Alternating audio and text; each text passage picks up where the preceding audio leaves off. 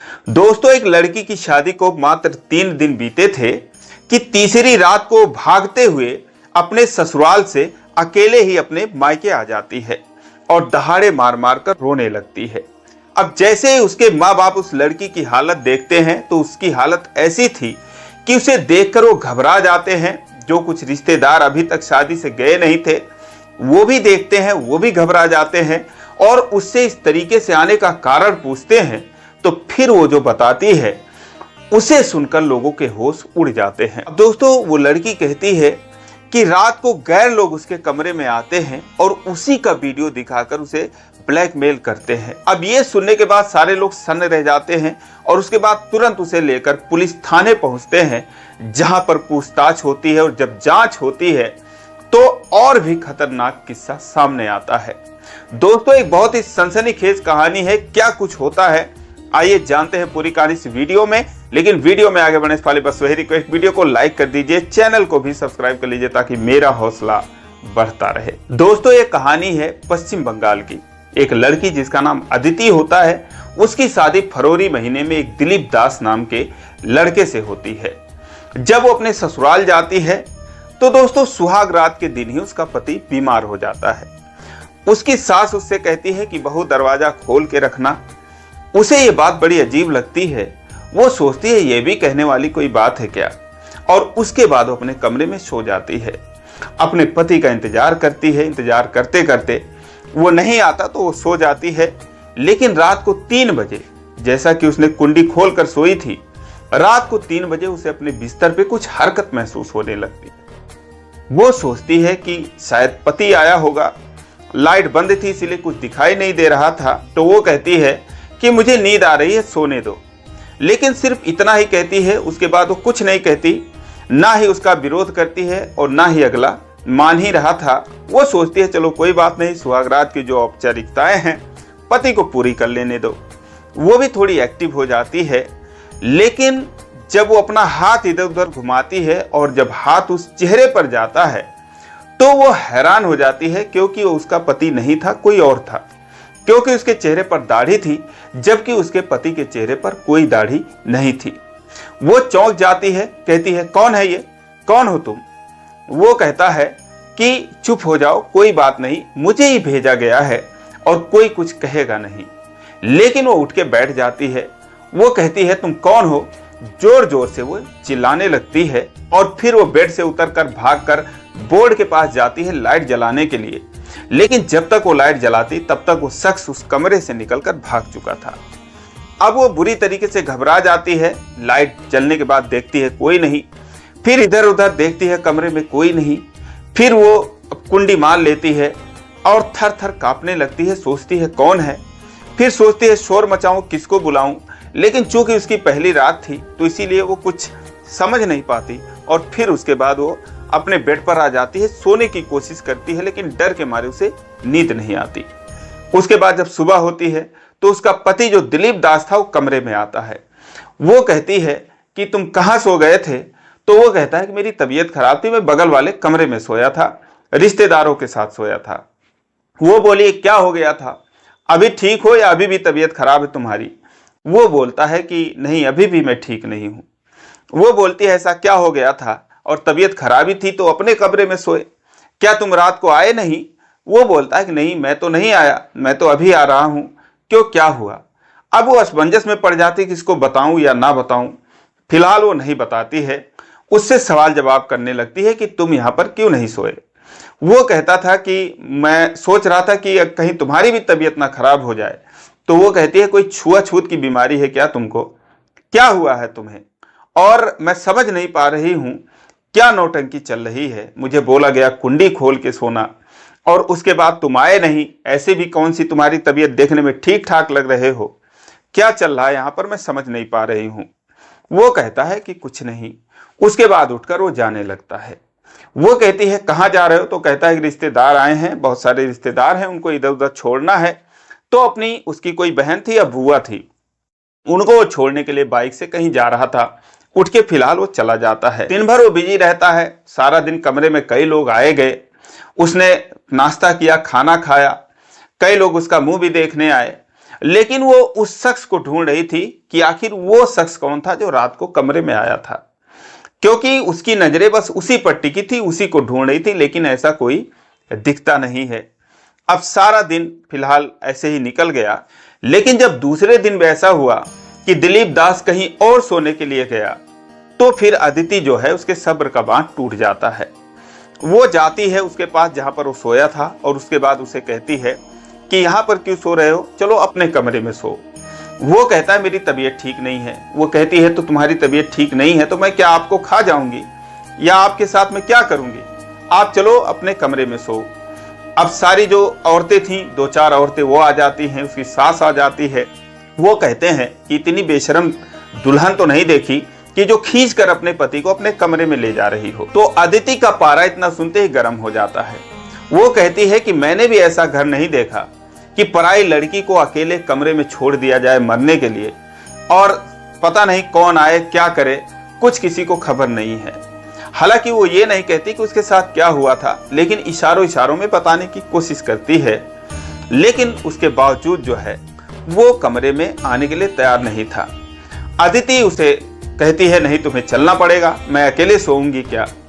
फिलहाल उसकी सास कहती है ठीक है ये जा रहा है सोएगा, लेकिन इसको तुम परेशान मत करना, और इसकी तबीयत खराब है। अब अदिति कहती है तबीयत खराब है, लेकिन देखने में तो ठीक ठाक लग रहा है, ऐसी तो कोई तबीयत खराब नहीं है, और क्या चल रहा है ये मैं समझ नहीं पा रही हूँ।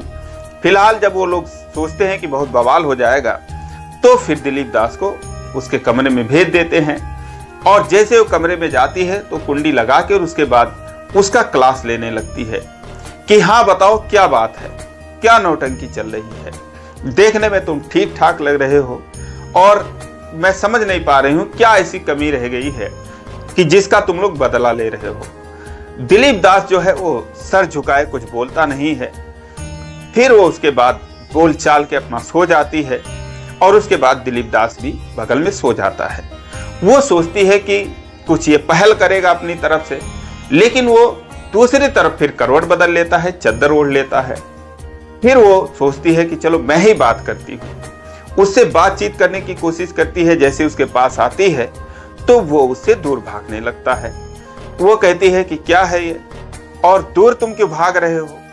तो दिलीप दास कहता है कि मुझे तुम्हारे अंदर कोई इंटरेस्ट नहीं है, तुमसे मुझे कोई इंटरेस्ट नहीं है, और मैं तुम्हारे साथ कुछ नहीं कर सकता, तुम्हें हाथ भी नहीं लगा सकता। वो हैरान हो जाती है, बोलती है क्यों, किसी और से प्यार करते हो क्या। तो वो कहता है कि हाँ, और उसके बाद एक लड़के का नाम बताता है जिसका नाम चार्ली होता है। दोस्तों वो एक समलैंगिक था, गे था, जो कि चार्ली नाम के लड़के से जो है उसका संपर्क था। कोलकाता में 3-4 सालों से काम कर रहा था, और तभी से उसका उससे संपर्क था। अब जैसे अदिति ये बात सुनती है तो उसे दिलीप दास से एकदम नफरत हो जाती है, अपना आपा खो देती है। वो कहती है क्या बकवास कर रहे हो तुम, लेकिन वो कहता है कि मैं जो कह रहा हूं मैं ठीक कह रहा हूं, और तुम्हारा भी अगर कोई बॉयफ्रेंड है या कोई और है तो तुम मुझसे रिलेशन अपना बना सकती हो, मुझे कोई दिक्कत नहीं है, या यहाँ भी तुम जिससे मर्जी अपना रिलेशन बना सकती हो, मैं तुम्हें कुछ नहीं कहूँगा, तुम अपनी जिंदगी जीने के लिए आज़ाद हो, यहाँ तुम्हें सारी सुख सुविधाएं मिलेंगी, मैं तुम्हें रुपया पैसा सब कुछ देता रहूँगा, लेकिन मैं किसी और का हूँ, मेरा कोई और पार्टनर है। अब जब ये सुनती है कि मैं किसी और के साथ यहाँ पर रह सकती हूँ, या फिर कोई बॉयफ्रेंड है उसके साथ अपना मैं जो है रिलेशन रख सकती हूँ, तो उसे एक थप्पड़ जड़ देती है। कहती है दिमाग खराब है क्या तुम्हारा, मैं सिर्फ इसीलिए आई हूँ और धोखा किए हो तुम लोग, अब तुम मुझे मेरे घर पे पहुंचा दो। दिलीप दास जो है कुछ बोलता नहीं है, लेकिन वो पूरी तरीके से हंगामा खड़ी कर देती है, वो जोर जोर से चिल्लाने लगती है। तो फिर सारे लोग कमरे में आ जाते हैं। अब वो लोग कहते हैं क्या हुआ, तो फिर वो कहती है कि ऐसी ऐसी बात है, तुम लोगों ने धोखा किया है, मैं तुम लोगों को किसी को छोड़ूंगी नहीं, यहां से जाने के बाद देख लेना मैं क्या करूंगी सब लोगों के साथ। उसके बाद जो है दिलीप दास जो था वो कहता है कि देख लिया, मैं इसीलिए कह रहा था कि मेरी शादी मत करो, और मैं अपने पार्टनर के साथ ही खुश था, लेकिन तुम लोग माने नहीं, तुम लोग बोले कि मुझे कोई दिक्कत नहीं होगी, अब यही देख लो, संभालो इसको। उसकी माँ दिलीप दास के ऊपर बिगड़ जाती, उसका बाप भी बिगड़ जाता है। कहते तेरी भलाई के लिए किया था, लेकिन तू ही नालायक है, निकम्मा है, नाक कटाने पे लगा हुआ है। लेकिन अब वो कहती है कि मुझे यहाँ नहीं रहना, मुझे अपने घर जाना है। लेकिन तभी वो शख्स आता है कमरे में, जो कि दाढ़ी वाला था। वो उसी का देवर होता है, उसका छोटा भाई दिलीप दास का, उसका नाम राजीव होता है। वो उसे देखती है तो देखते ही समझ जाती है, उसके मन में पहले से ही शंका था कि यही होगा, लेकिन फिर जैसे उसको देखती है तो समझ जाती है कि ये वही है। अब सबके सामने वो बोल देना चाहती थी कि ये आया था और ऐसी ऐसी हरकतें कर रहा था, लेकिन फिलहाल वो कुछ बोलती नहीं है। वो सोचती है कि देखो इन लोगों के दिमाग में चल क्या रहा है। जैसे ही वो आता है राजीव, वैसे ही सारे लोग कमरे से चले जाते हैं। वहां से दिलीप दास भी चला जाता है। फिर राजीव जो है बिना बताए उसके बगल में बैठ जाता है। वो कहता है भाभी देखो ऐसा है कि इनकी कहानी कुछ अलग है और तुम टेंशन मत लो, मैं हूं, सब लोग राजी हैं और मैं जो है तुम्हें अपने पास रखूंगा, तुम मुझसे रिश्ता रखो और हम दोनों पति पत्नी की तरह रहेंगे। अब अदिति ये बात सुन के और हैरान हो जाती है। वो उससे कहती है तुम ही आए थे क्या कमरे में कल? तो वो हंसने लगा, बोला हाँ मैं ही आया था, लेकिन तुम चिल्लाने लगी तो मैं भाग गया। वो बोला क्यों आए थे? फिर वो सारी कहानी बताता है, जिसके मुताबिक जो दिलीप दास था 3-4 सालों से उसका चार्ली से संपर्क था। उसने अपने परिवार वालों को साफ मना कर दिया था कि मैं शादी नहीं करूंगा, मेरा पार्टनर है। लेकिन परिवार वाले बहुत ज्यादा दबाव उस पर डालते हैं तो वो शादी के लिए तैयार हो जाता है।